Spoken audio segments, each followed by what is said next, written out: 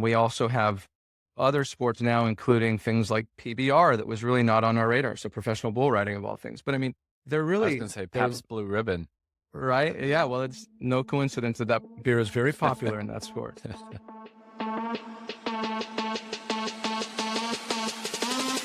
What is up, everybody? I am Jason Trost, the host of the Business of Betting podcast. Today, I am joined for episode 211 with the CEO and founder of Alt Sports Data. His name is Joe Dunnigan. Thanks for joining us. Thanks, Jason. Happy to be here. Yeah. Thanks for having me on. Good to see you. So today we're going to jump into the world of data. Data is one of those things that I guess with hindsight, it's kind of obvious, but it's one of those, areas in sports betting that has become exploded, notably with BetGenius and BetRadar and kind of the big boys. And if I understand correctly, you're trying to carve out a niche for alternative sports, surfing, skateboarding, those kinds of things. So why don't we jump right in? Why don't you talk about where the genesis came from and what your motivation is to do this space? Sure. Yeah. Thanks, Jason. Well, in honesty, so I have a background in gaming. I grew up in it, worked in it domestically and abroad for a number of years, and left it to follow my other passion, which was action sports, which is anything with a board under my feet, skateboarding, snowboarding, surfing. Spent a number of years building businesses and brands in and around the space, and was always kind of frustrated by the fact that I'd go to Vegas for Final Four and with my friends, and I just didn't have anything that was interesting to me to bet on. I grew up in horse racing, and so I could find that in droves, but I would look around and go, I'm not into big four sports. I'm just not a basketball, football, baseball fan. And so it was a bit of a head scratcher. And I spent the last few years prior to starting this at GoPro, where I worked with my now co-founder, Todd Ballard, who was the CMO. And we kind of looked at each other and said the same thing as sports betting's blowing up. We know these sports and these spaces really well. We've been in them for decades, and we've built our sort of lives and careers and raised our families around them. And they were underrepresented in this space. And it was a total head scratcher to us because they're, massive global communities with deep engagement. They drive a lot of social content, a lot of cultural influence, and they just didn't exist in sports betting. I mean, they're Olympic sports. They've got decades of history. And so a friend of mine goes, well, why don't you go solve that? And I was like, oh my God, please. I had to go to my wife and beg for forgiveness before I even started. And we were like, okay, let's look into it. And I was fortunate enough to reconnect with an old friend at Penn named Chris Mackerlane, who runs racing operations. And he reintroduced me to Joe Asher, who I had grown up in parallel with at Brandywine Raceway many years prior. And Joe was kind enough to dig in with me on a handful of sit downs one-on-one and kind of guide me back into the industry, quite frankly. Introduced me to Benji Cherniak, Neil Dealey from Radar, so many other folks, Chris Grove. And we just kind of were like, okay, we can't start a sports book. We didn't have the resources. We did have a vision for that. Hey, there's a big new potential audience out there. Let's start a sports book around it. And they were like, no, provide the data, because that will unlock that opportunity for the industry. And so, we had to go very student mode, ground up, and kind of go, where do we even start? And, we've been hacking our way through it for 3 years, and it's going really well. We've gone out and secured 20 league rights deals with some of the most iconic sports in and around action and alternative sports.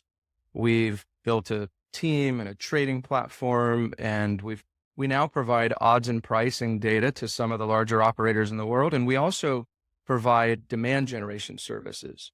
So not on, maybe a little bit unlike a Radar or Genius who lead with data, we've provided the data as almost, and I say this is a necessary evil of sorts, in that that's what unlocks the opportunity to drive demand and drive new customers. And that's really the model, is it's demand generation first, but that opportunity to engage new customers in meaningful new ways is unlocked through the provisioning of that data. So that's I know I just kind of combined about 14 different concepts in one, but that's a little bit of the background and a little bit about sort of how we do it and what we do. Excellent but happy to go, job name dropping. I'm super good at that. A lot of hashtags. Well, let's jump in. So, one of the misconceptions that I hear when I tell people I'm into sports betting, I do sports betting, and the Olympics are coming up. Everybody thinks that the Olympics are going to be a big thing to bet on. And at least where I'm sitting, and all my 15 years experience, nobody wants to bet in the Olympics. And I have various theories for that, largely around betting is very cultural. You sort of like, A, it needs to be cultural. B, it sort of needs to be repeatable. C, you need to have an opinion about it. And, unless it's Usain Bolt in the Olympics, very few people have an opinion on who's going to win. Yeah. So how does that map to surfing? Because I don't think there's any betting. I mean, correct me if I'm wrong, but I doubt there's a very strong betting culture around surfing. So it kind of sounds like there's not a market here for these alternative sports. Like, where do I have that wrong? No, I think it's correct. It's been underrepresented for a lot of years. And it's funny, I was thinking about it in anticipation of our conversation. And I started thinking about, back to the early days of the NFL and the MLB and the NBA. And it's like, they were the alternative sport way back when, right? They were the alternative to horse racing. They were alternative to other forms of gaming and parimutuel and whatever. And over time, they've grown in popularity and they've, obviously become what they are today. And they represent whatever 3/4 of GGR in the US. And I think, these sports have a similar potential. In and of themselves, today, they represent such a small fraction of the opportunity. But what we've taken is really a platform and portfolio approach and said, hey, let's take and get 20 of the biggest ones and let's aggregate them. And let's take and unlock the opportunity there. But we see them as acquisition tools. We see them as a way to engage new, relevant, youthful, potentially very high value audiences to sports betting. But in and of themselves, we're very upfront with our operating partners and everybody is these aren't going to generate massive amounts of handle right away. And then arguably they present a little bit of a burden to the operators in some ways because they are they're lightly sophisticated markets. There's not a lot of history or context there. There's not a lot of domain expertise, but that's what we bring to the market is, decades of history, commercializing these audiences, building community around them, driving engagement. And the way that we do that in this space is provisioning of odds and pricing data, which allows legal wagering on them through some of the largest operators in the space.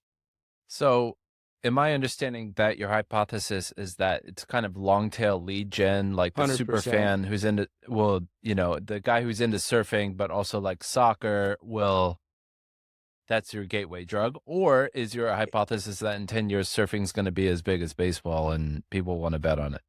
Definitely more the former. And it's a little bit bidirectional, I guess you would say, is there's an access point through a sport like surfing that happens to be very relevant to a subset of the world that may or may not be interested in big four sports. So that's one component.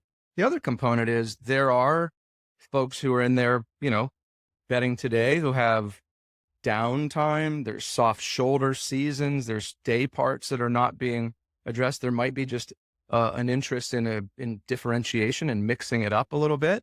So we see the primary value as bringing new audiences and engaging them and having them, they may spend 20 cents on the dollar on our sports and then 80 cents on the dollar on big four sports. But there's also the existing bettors who may come back the other way and say, look, I need something new and interesting and exciting to bet on. So we do think there's opportunity on both sides of that, and it's playing out that way. Got it. One of the things, going back to the UK as an example, not just the Olympics, but rugby is a fairly popular sport. People know it, people watch it. Six Nations is quite big. But relative to the popularity of the sport, the betting is very small at rugby. So I'm sure, it's similar dynamics in some of the sports you cover. Besides surfing, what are sort of the top 3 or 4 sports that you cover? So when we started out, my partner, Todd Ballard, set out a list of, the tier 1 of what we call the tier 2.5. And it was World Surf League. It was Street League Skateboarding, Supercross. We also have other sports now, including things like PBR that was really not on our radar. So professional bull riding of all things. But I mean, they're really— I was going to say Pabst Blue Ribbon. Right. Yeah. Well, it's no coincidence that beer is very popular in that sport.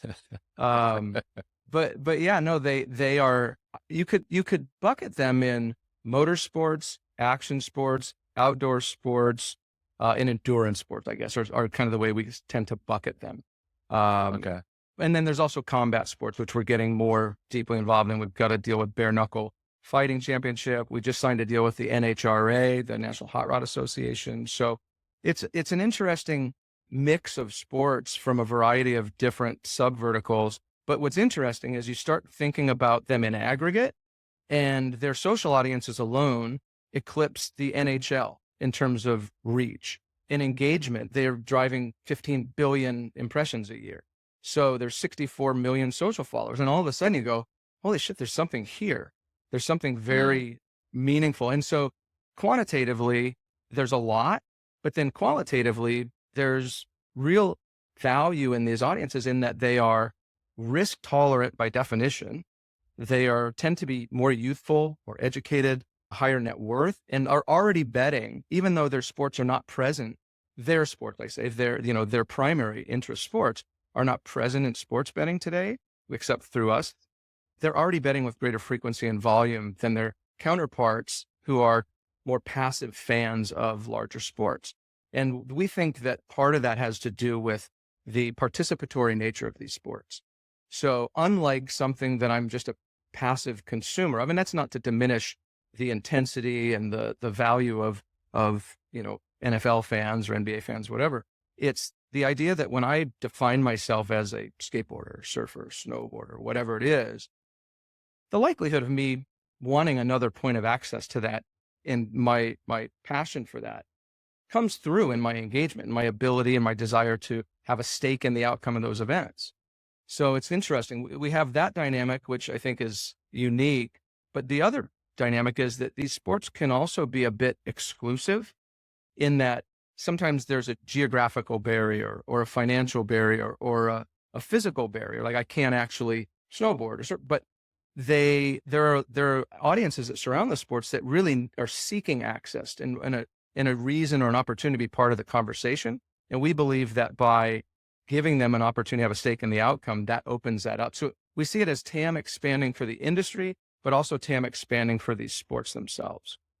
So zooming out a little bit, looking at Radar and Genius, I think we pay low single-digit millions for sports data, and largely through Genius and Radar, and it's just getting more and more expensive. And as an operator, I'm incredibly frustrated with the space. I think there's this kind of bad dynamic going on where the leagues see how they can monetize betting through charging a lot for official data rights. These guys buy it, they pass on the charges.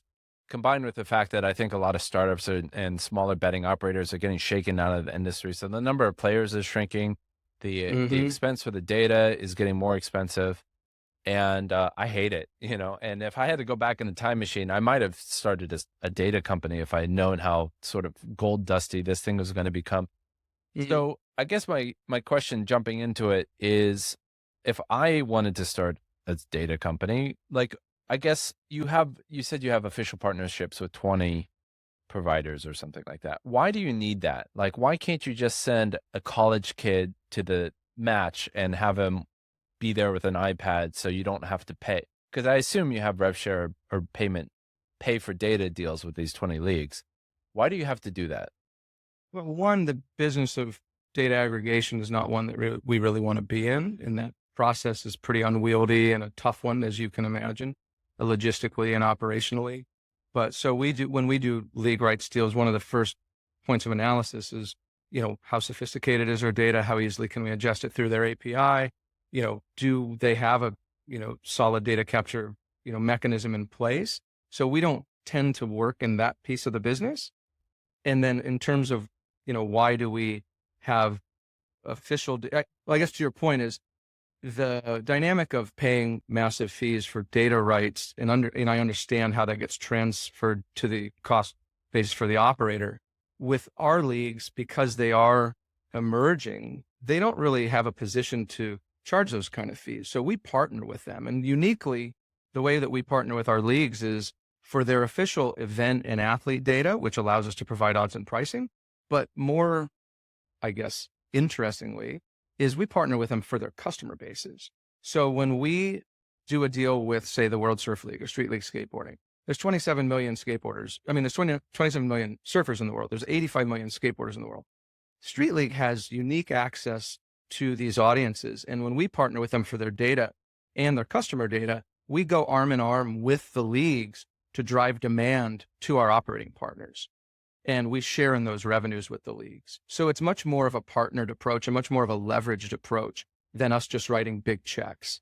And so because of that, the leagues are super motivated. We're super motivated. We're very well aligned in terms of our goals and objectives. And that is to drive high value new customers to our operating partners so that they can bet on their sports. And the leagues themselves, because they really have a lot to prove and a lot to gain through being available in sports betting, they are super motivated to do so because, again, it's TAM expanding for them, and then it deepens the engagement with their existing customers. So they see it as more of a strategic opportunity.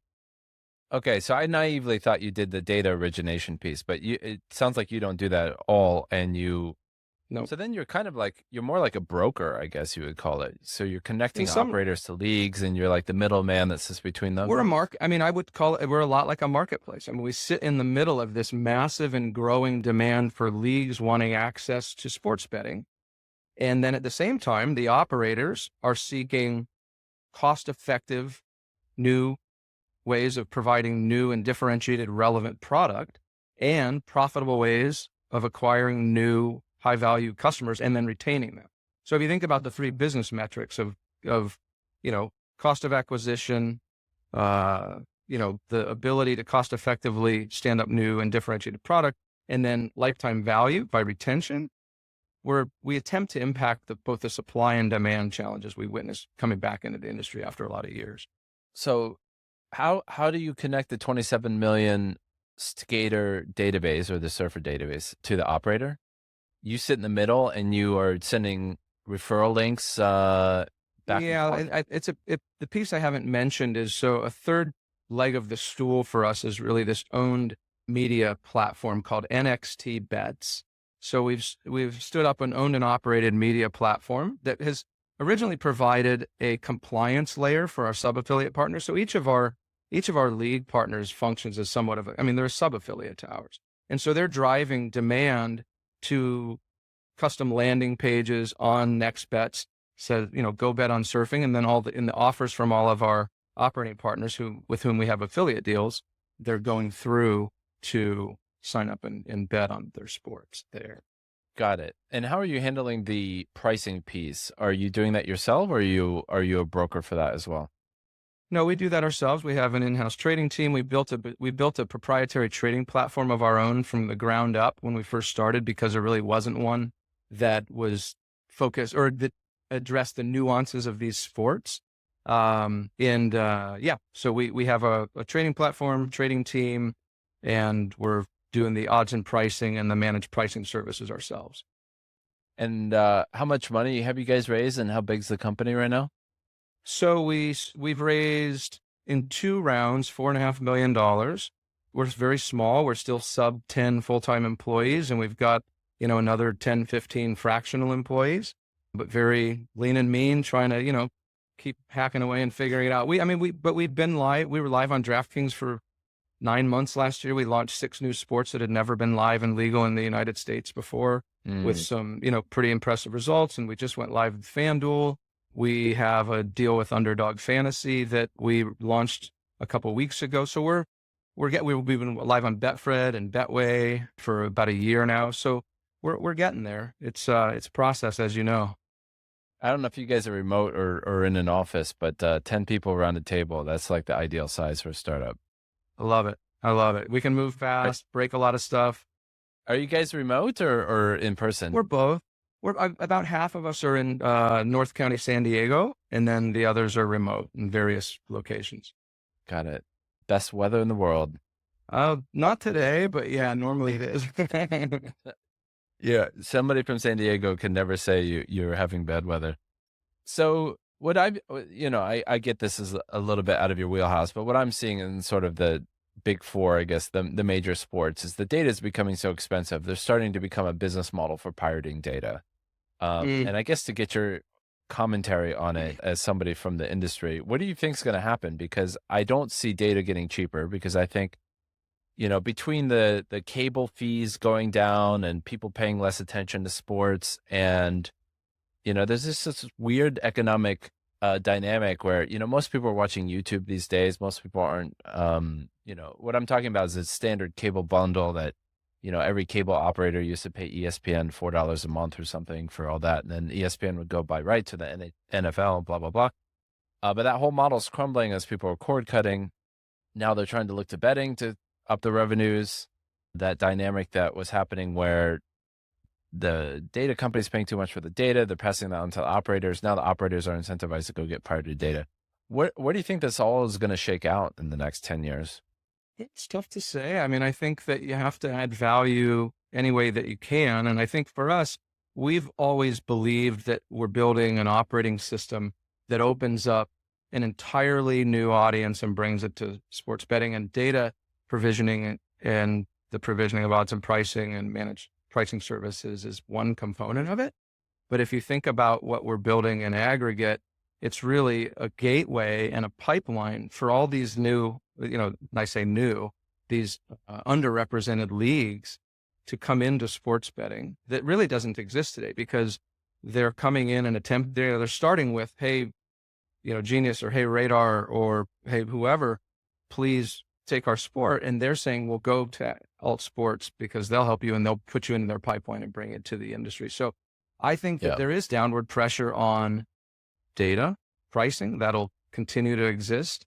But I think it's how do you add value in multiple ways to your operating partners? And for us, it's the helping them with supply, helping them with demand, and then providing a media platform that not only, drives that, serves as a compliance layer, but also educates the consumer, stimulates betting, and really starts to kind of close the loop on the flywheel that we're creating. So it's really an operating system more so than just a provisioning of data.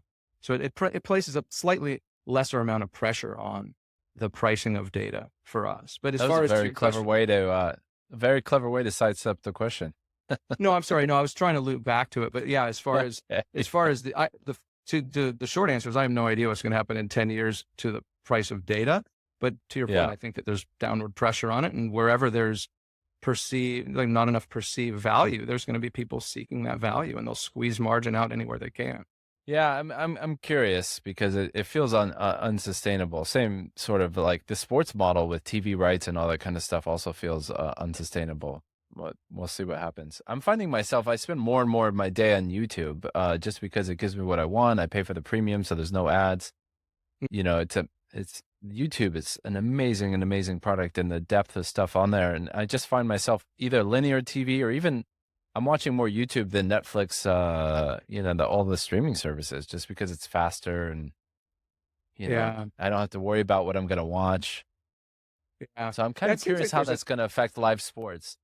Well, I've been thinking about this in the context of AI too. It's like I'll make one comment about YouTube, and it's interesting because we used to cite it a lot because as I ran global brand strategy for GoPro, Todd was the CMO. Between GoPro's YouTube channel and Red Bull's, they were two of the top 5 YouTube channels in the world. And they were built on the back of the content that is created around the sports that we're bringing. And so that was a bit of an eye-opener to us. We're like, there's this massive global following. There's this really widely shared aspirational lifestyle content that is generated from within these sports, and yet it doesn't exist in sports betting. So that was a little bit of the impetus for kind of why we started it. But then as it relates to content more broadly, it just seems like it's becoming so commoditized. So to your point, it's like, okay, it's everywhere and it's cheap and getting cheaper. So why would I pay for it? I think is kind of what I heard you say. And in the optimist in me says it drives more interest in live sports, right? Because they're like almost the only thing that's irreplicable in terms of their, not the only thing, but it's really hard. I mean, you can create an animated movie about anything, but how do you create or replicate the outcome of a live sporting event? Right. So I just feel like that commoditization, increased commoditization of content is going to favor live sports. That's maybe just the optimist in me. And I feel like because of that, or in part because of that, there's a growing demand for new and relevant live sports content. And we're bringing a pile of that to the industry. So I don't know if that makes any sense, but that's just kind of what was going through my head. We'll see. I mean, it could be our generation, like we grew up with live sports and there wasn't that much, like when I was a kid, baseball, you were talking about the sports changing. baseball is such a big deal. I check the paper, and I can't remember the last time somebody mentioned a baseball game. No, I Yeah. feel like the kids these days don't care about live sport, like sports as much. So I'm just like, our generation's going to keep watching it, and it's going to be a big part of our lives. But I feel like the whatever generation Z or A that we're up to, that I don't think they're going to watch it that much. Yeah, I think it depends on the sport. Is my bias, and I think that's the thing is it's distributed. I feel like there's this kind of democratization coming. Not to get into the politics question again, but this sort of I have a sense that there is um, an opportunity to it's kind of trickling down from this tip of spear pinnacle of for sports. It feels not unlike music to me. You think of the olden days when there were gatekeepers and there were a handful of, super groups and mega bands. And then with the democratization of it via technology and marketplaces and iTunes and everything else, people get access to what they really truly want. And there aren't the gatekeepers any longer. And I think that's what's opening up the opportunity for all of these other alternative sports and these niches. They say there's riches in the niches. And that's the world that we've always come from, is the idea that Mm. let's go narrow and deep in these really passionate slivers and let's offer a bunch of them. And that's what we feel like we're bringing to the industry. Do you have kids? I do. Yeah. Two boys, How old 30 are and they? 24. Yeah. Oh, 30 and okay. So 24.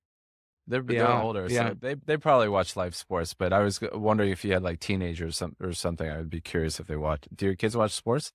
Well, my older one, interestingly, is now a baseball fan, but they both grew up skateboarding, snowboarding, surfing, and those are the sports that our kids were raised on. And we never, I mean, Yeah. I've been to maybe 3 football games in my life, and I've been in the sports industry for many years, but I've never been interested in big four sports.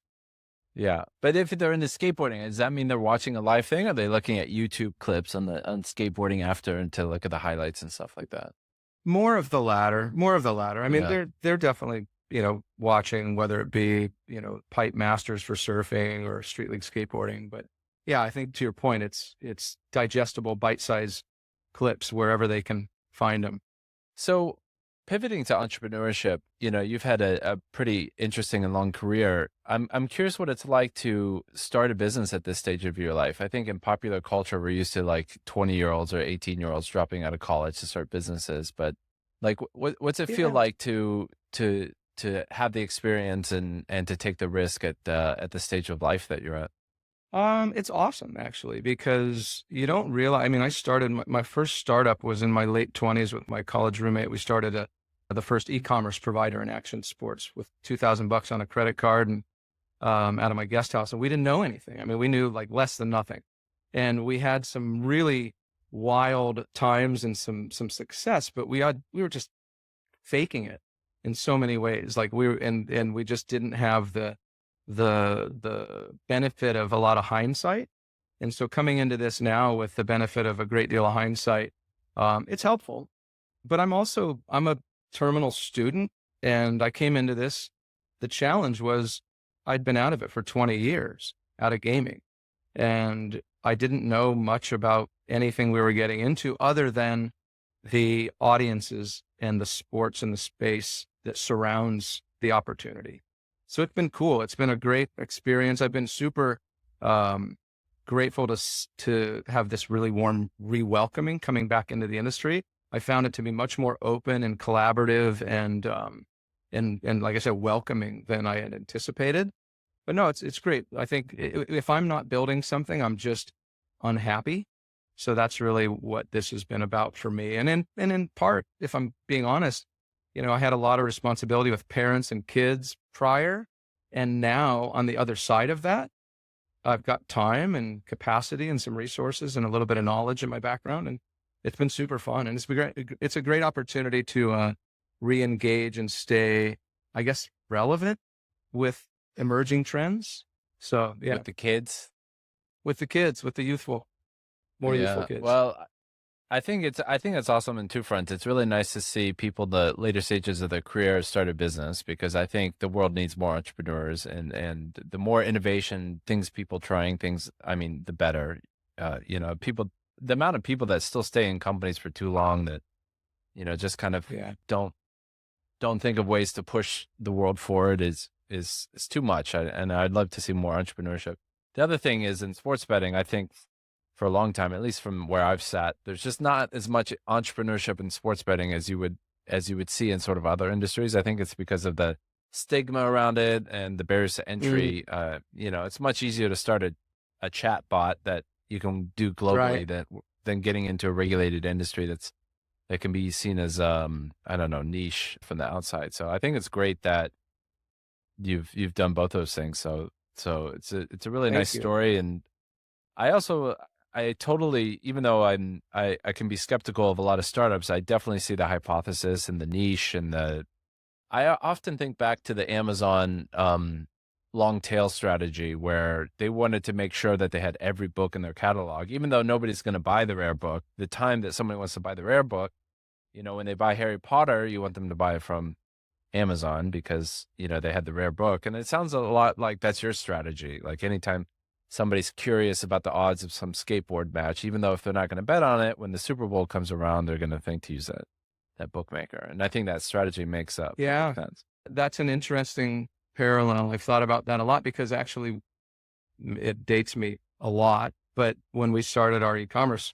provider, it was the same era of Amazon. And we have a similar view that we really want to, we want to get our arms around this entire category. And we've got a good start on it, but it's massive and it's growing. And we see it as a way, as a way to really differentiate for a lot of operators and provide that new relevant content in much the same way that a retailer, like you say, Amazon, you're defined by what you carry, right? Like as a retailer, you're as good as the products that you sell and at what price point and what margin and how you merchandise them. I think operators have a similar opportunity right now because differentiation is so hard to find in this space, right? And so what we've been pleasantly surprised to see is how some operators embrace a certain subset of our sports and others will embrace a different subset. And by doing so, they drive points of competitive difference between themselves. And I feel like that's part of our opportunity is to help them to compete with one another, right? And in a market that maybe is starting to, the horizontal expansion might be slowing a bit, and the need to go deeper is starting to become greater as the, fewer and fewer new states are coming online.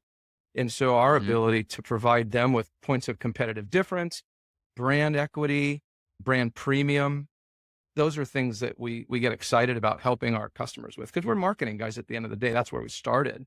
And, the data and a lot of the detail around it they're necessary to enable those opportunities for our operating partners. Before I let you go, what do you want to be when you grow up? I've, I don't know, a teacher at some point, maybe. I love hanging out with young people all the time. I learn as much from them as they've ever learned from me. But yeah, I'd love to teach at some point in my life. I wrote a book not long ago about growing up on the backstretch of racetracks all over the country. So maybe a writer, but I don't know. I'll just keep guessing and hacking my way through it, Jason. Very good. Well, thanks for stopping by, and I really enjoyed the chat. Likewise, Jason, really appreciate the time, and thanks for having me on. Cheers. All the best. All right, have a good one.